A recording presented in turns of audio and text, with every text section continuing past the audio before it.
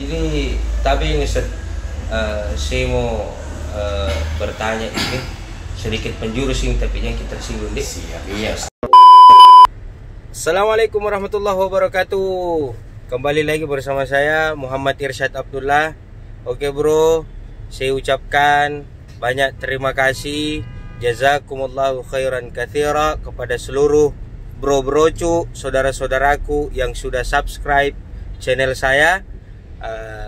Dan yang belum subscribe, kita klik tombol subscribe, nyalakan loncengnya, share sebanyak-banyak mungkin, sebarki ke keluarga tak, nenek tak, kakek tak, datuk tak, teta tak, pokoknya semuanya brocu.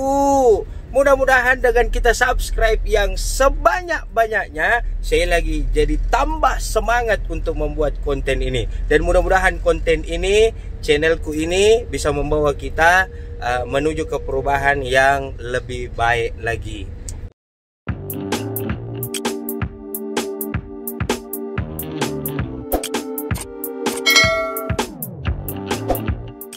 Oke bro, saya kali ini berada di jalan bersama teman-teman tim dan saya akan menjumpai salah seorang dai muda Kota Makassar. Beliau juga biasa pimpin zikir lah di Kota Makassar. Beliau aktif di majelis zikir Darut Taubah. Mau tahu siapa beliau? Mau tahu kelanjutan dan keseruan saya bersama beliau? Oke bro, skui.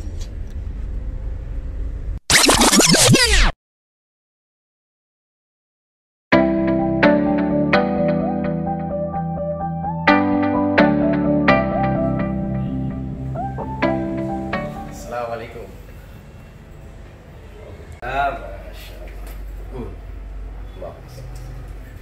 Bro cu, ini saya sudah ketemu sama Ustazku, Ustaz Muhammad Yudi. Alhamdulillah.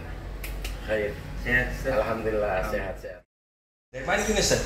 Dari rumah Ustaz bro. Weh, luar biasa.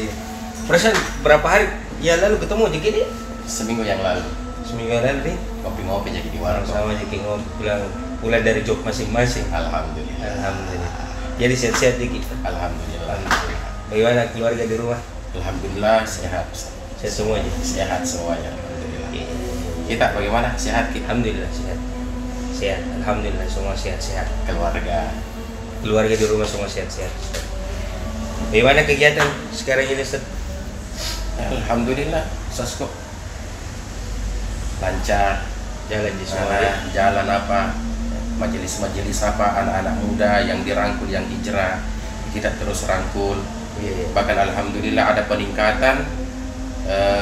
Tadi malam pada ceramah ada anak muda minta, kebetulan ada majelisnya, dia mau didampingi. Jadi anak muda ini mau bikin komunitas hijrah, ada komunitasnya dan mau terus didampingi. Alhamdulillah, inilah yang terjadi sekarang di masyarakat ini. Alhamdulillah Ustaz. Alhamdulillah. Jadi minatnya anak-anak muda zaman now ini untuk hijrah makin antusias nih Ustaz. Antusias sekali, banyak sekali Ustaz. Banyak sekali yang mau. Apalagi kalau Ustadznya keren-keren, ganteng-ganteng kayak Ustaz Yudi. Kita stop. Bro cu, ganteng tuh Ustazku yang satu ini tuh. Tapi lebih ganteng saya dong.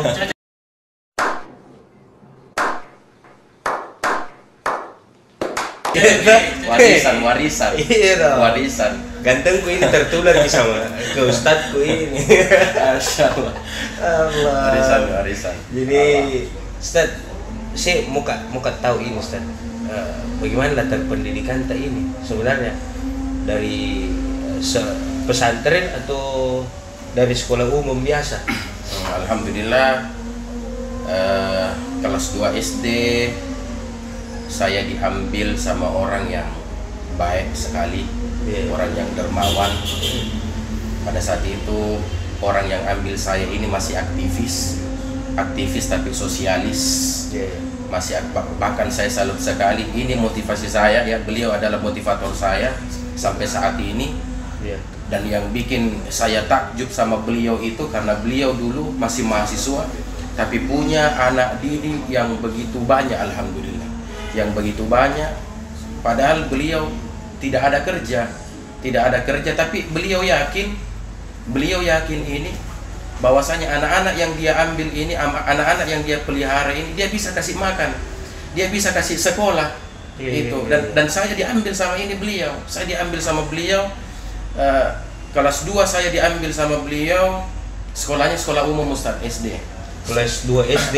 Kelas 2 SD saya diambil sama beliau. Saya dididik sama beliau. Jadi saya di umum, cuman pendidikannya alhamdulillah sudah dapat pendidikan agama dari beliau.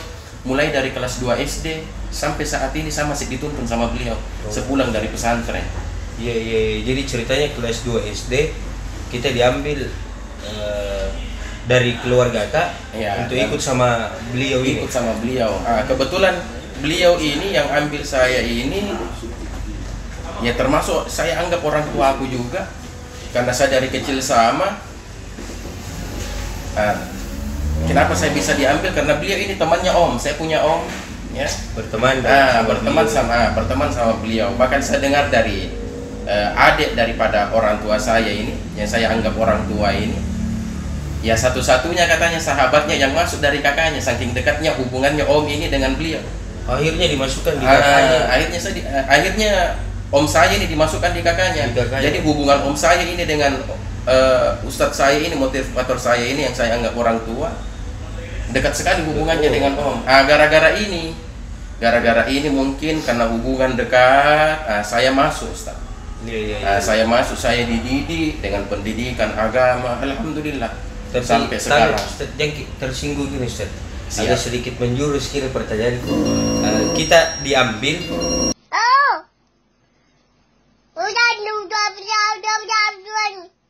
Mengganggu tong ini. Orang record dulu. Jadi tapi ini saya mau bertanya ini sedikit menjurus ini, tapi yang kita singgung deh. Iya. Maksudku kita diambil ini karena ketidakmampuan, tapi tanda kutip orang tua keluarga untuk membiayai menghidupi kita, atau apa maksudnya ini Ustaz kita diambil begitu? Alhamdulillah. Jadi seperti ini Ustaz. Kalau orang tua, kalau saya ngelihat juga, kalau saya melihat itu orang tua sebenarnya tidak mampu. Orang tua tidak mampu. Tapi ya, bagaimana tidak mampunya orang tua itu, dia selalu bilang mampu kepada anaknya. Betul. Itu. Jadi setidak mampunya kita menilai. Saya juga heran pada saat itu Ustaz. Kenapa saya sudah dikasih saya sudah dikasih pikiran seperti itu. Padahal saya masih kelas 2 SD. Saya harus memang pisah sama orang tuaku pada saat itu. Saya tidak harus serumah sama orang tuaku pada saat itu. Kenapa juga tiba-tiba saya sampai sekarang itu saya heran kalau saya bilang sama teman-teman yang dari dulu saya kecil, kenapa tong itu saya waktu masih kelas 2 SD bisa berpikiran seperti itu. Bahwasanya saya mau kasih ringan bebannya orang tuaku. Saya mau kasih ringan. Kemudian Ustaz, saya bilang sama orang tua, tidak datang 2 kali yang begini. Saya ditawari pendidikan agama mulai dari kecil, ada orang yang baik, kita ditawari, ini tidak datang 2 kali. Alhamdulillah orang tua ikhlaskan, ya.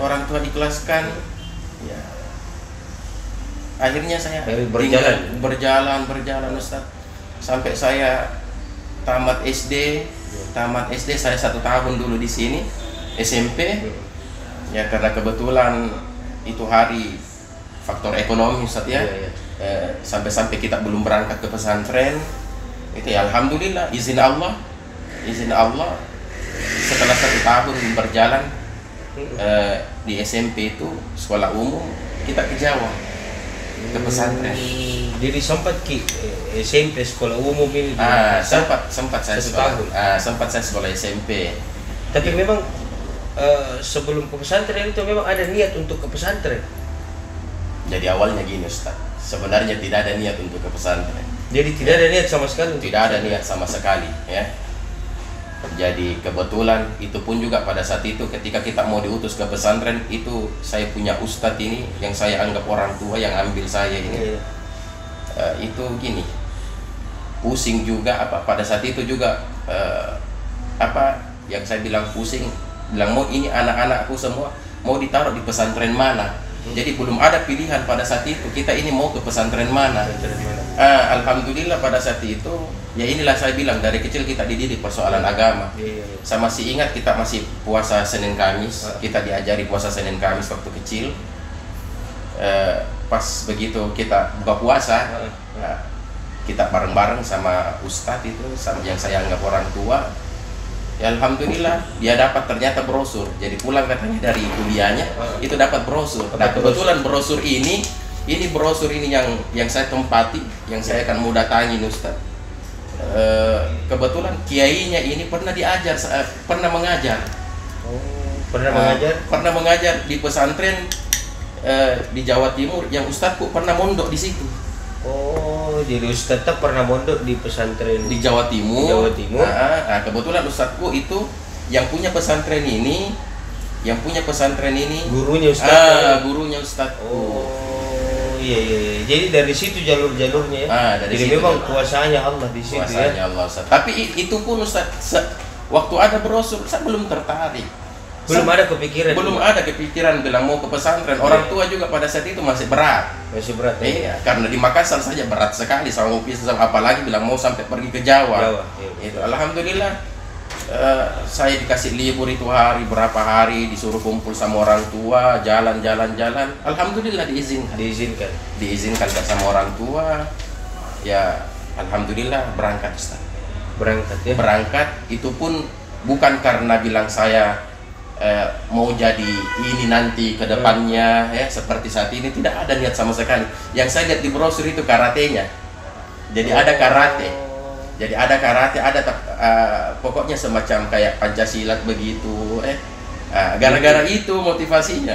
Oh, jadi Bro Cu, ini Ustadz Yudi tertarik masuk pesantren itu gara-gara ada ekstrakurikuler karate ya. Jadi betul. Ini Ustadz Yudi suka yang silat-silat. Ada olahraganya, ada basketnya. Berarti jadi bisa sparring nanti nih Ustadz.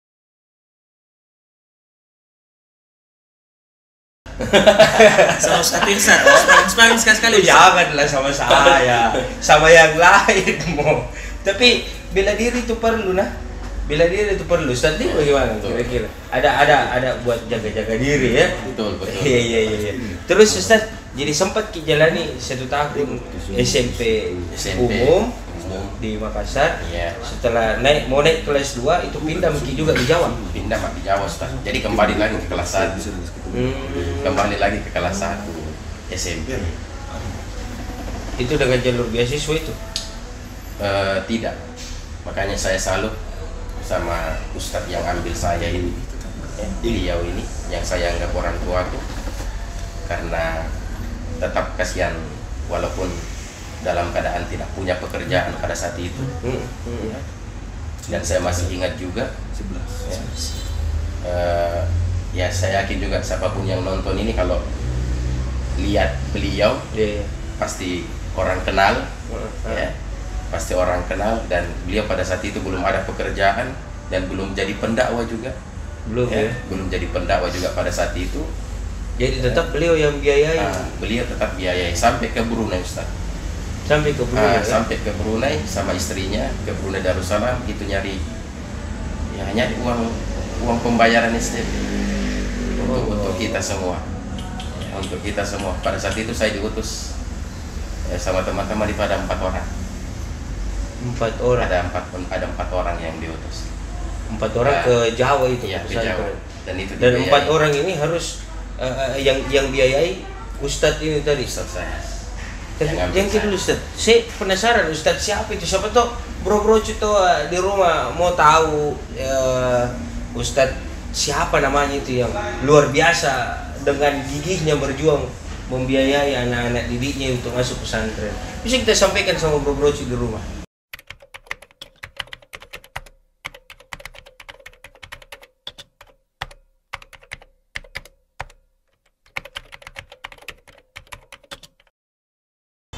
Beliau itu punya cita-cita Makassar bertobat menuju Indonesia bertobat. Akhirnya saya ke Ustadz saya bilang, Ustadz Pokoknya saya nangis. Saya bilang kasih keluar saya dari pesantren sini.